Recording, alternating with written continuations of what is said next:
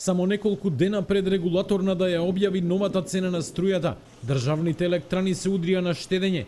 Ке праќаат вработени на принуден одмор и ке ги намалуваат или целосно ги запираат спонзорствата, репрезентациите, службените патувања кои не се строго поврзани со производството на електрична енергија.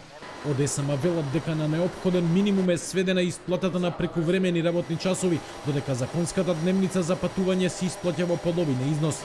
Запрена е набавката на возила, освен за оние потребни за производствениот процес, додека употребата на патнички возило е целосно и строго рационализирана.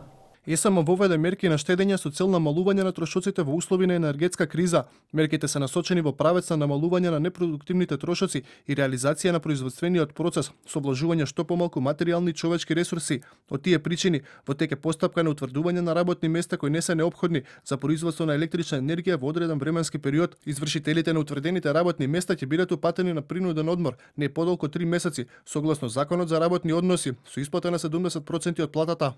Во меѓувреме, големите потрошувачи веќе ги чувствуваат последиците од поскапувањето на струјата на слободниот пазар.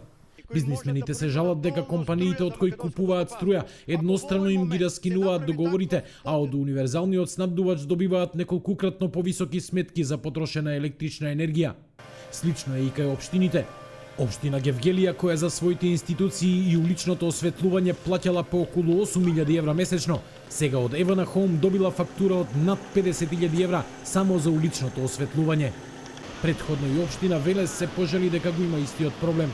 Вчера првиот човек на регулатор на Марко Бислимовски рече дека ќе се побара од енергетските компании да се откажат од профитите. Се разгледува опцијата за укинување на ефтината денска тарифа, а струјата од обновливи извори да оди кај големите потрошувачи. Дел од бизнисмените велат дека мерките се задоцнети и апелираат собранието итно да свика седница со единствена точка на дневен ред мерки за заштита на граѓаните и компаниите од енергетскиот ценовен шок. Тие бараат владата да ја субвенционира кризата, а цената на струјата да остане иста.